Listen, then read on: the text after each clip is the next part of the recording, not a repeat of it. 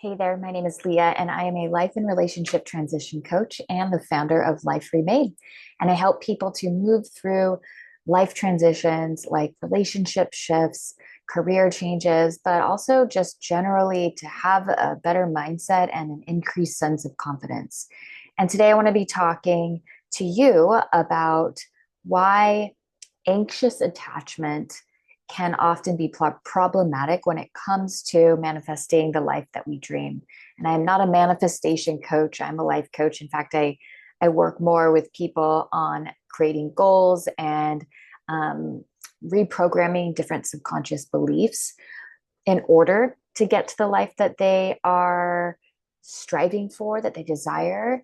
And something that gets in the way pretty often is anxious attachment, at least when it comes to talking to my clients. And I kind of want to get into today why that is and what you can do to shift it. So, if you ever struggle with anxious thoughts and like a scarcity mindset when it comes to the relationships in your life, you might feel like manifestation really doesn't work for you.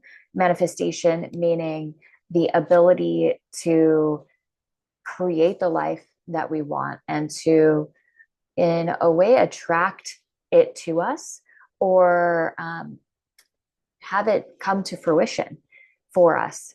Manifestation to me is more of an active process rather than something that we just passively sit back and let come to us. So I think it might differ from um, the typical or traditional version of manifestation that you often hear talked about in this day and age.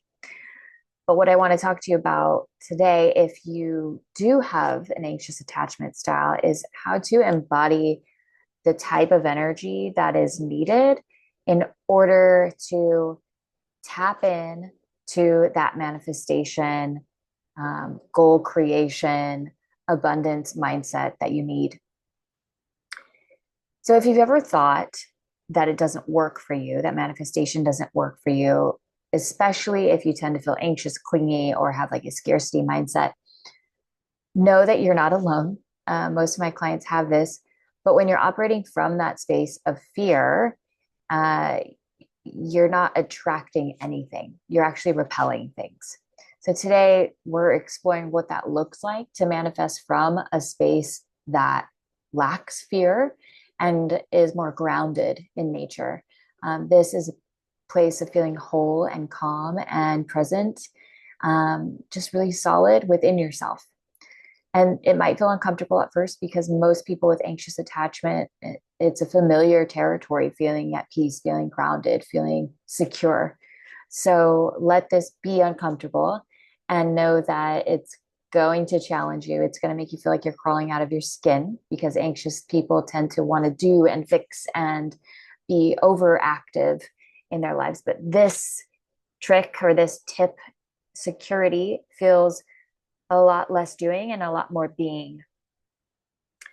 So whether this anxious attachment shows up for you in relationships or any other area of your life, you're going to often feel like you want to secure something to feel that you have control over it.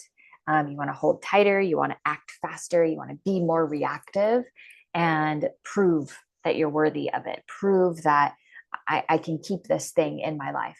But what that energy says is, I need to feel this in order to be okay.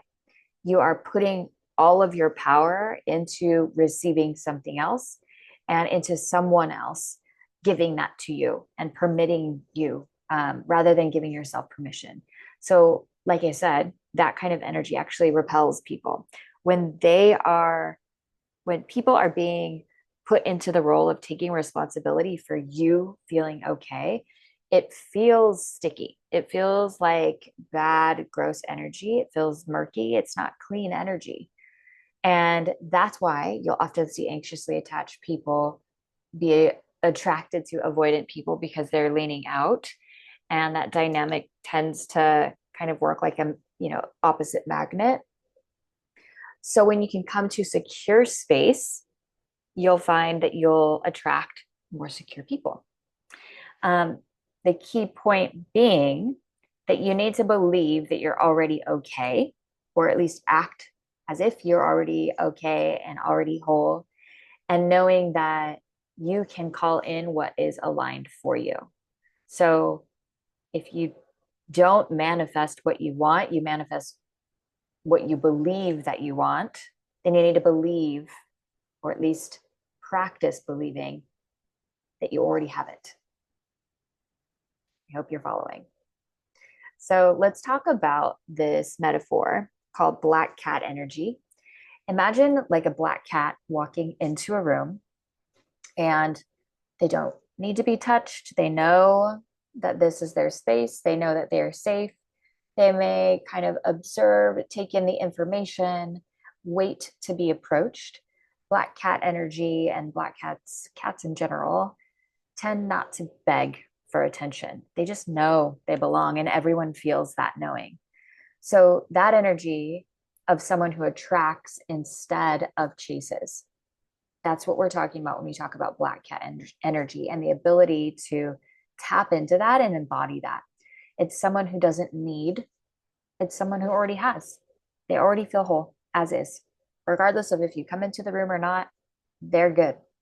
So when you're anxiously attached, this can feel really uncomfortable, is just being good, right? We may feel like we need to chase. We may feel like we need to, you know, change someone or fix something or rearrange how we are, or the situation or the person that we're seeing even. But this is not healthy. It's not healthy. It's toxic. And I think that avoidant people often get a really bad rap because they tend to be labeled as more toxic, but anxious attached people are just as toxic. So we need to come into this practice of security and feeling whole as is, and not seeking validation anymore. So reframing your thoughts into, what if I trust that I don't have to change anything to receive what I want? What if I just trust? What if my black cat energy is saying, I know I'm going to get fed at the end of the day. I know I'm going to get pet at the end of the day. I'm loved. I'm cared for. The universe has my back, right? So shifting out of desperation into worthiness, into innate uh, self high regard, holding yourself in high regard. Um, if this is hard for you, just know that you're not doing it wrong. You've just been conditioned to be afraid of rejection. You've been conditioned to be afraid that you're going to lose everything. You're to be afraid of being abandoned by people. But there is nothing to fear about being left, right? That black cat energy would tell you, I don't care if you leave the room. I am still whole. I am still taken care of. I am still loved. I am still worthy. I don't care if someone new comes into the picture. Again, I'm still whole. I'm still worthy. If they want to stick around, they want to stick around. If they want to reject me and not, pay any attention, they'll let them go. But it's really knowing that that doesn't impact your worthiness at all. That's just the way life kind of flows. And when we allow that to happen, when we surrender to the natural flow of life, the things that aren't meant for us, the people that aren't meant for us, will naturally disappear into the distance. And the people that are will stay. And there's nothing that we're going to have to do in order to make them stay. Isn't that so freeing to even imagine, right? Imagine that. So here are two practices to start changing into this black cat energy. Number one, do a self check-in before you take any action, before you manifest. Like I said, I believe manifestation is an active thing. So ask yourself, am I asking, am I doing, am I fixing, am I creating this or taking this action from a space of fear and desperation, or is it from a space of wholeness? And those two things can be very nuanced. So take your time. And that's the hardest thing for anxiously attached people to do, is to pause long enough to hear that wisdom that they already have inside themselves. If it's a fear-based decision, just pause, and regulate, and then come back to yourself and that belief, I have everything I need. Come back to that black cat energy. Number two, embody the outcome, not the absence of the outcome. So you're already embodying that you're getting taken care of, you're loved, you're already having all of your needs met. You're not embodying the lack of it. You're not embodying, I don't have that yet. But it's not here yet. I've never seen it yet, right? You want to make sure that you're embodying the energy of wholeness, of already having. So before you visualize or ask for something, feel into the version of you who already has it, who already knows that it's theirs, that it's yours. It is yours. What would you wear? How would you talk? How would you move throughout the day? What friendships would you have? What friendships would you let go of? What relationships would shift? So here's a quote to help ground this all in. And I heard this somewhere. I don't quite remember where, but it's about negotiation. And the person who always wins a negotiation is the one that is okay to walk away. The one who says, I don't need this. I don't need this at the end of the day. I'm already whole. If I don't have it, I'm okay. That's always the person that wins. So know this, you do not have to beg for what's meant for you. What's meant for you won't miss you. It won't. What's meant for you will stay, will come. You don't have to do anything to receive that. When you shift from I need this to I already have this, everything else will change. Let me know your thoughts in the comments. I feel like this could be something that might take some time. So be patient with yourself, and let me know how it goes for you.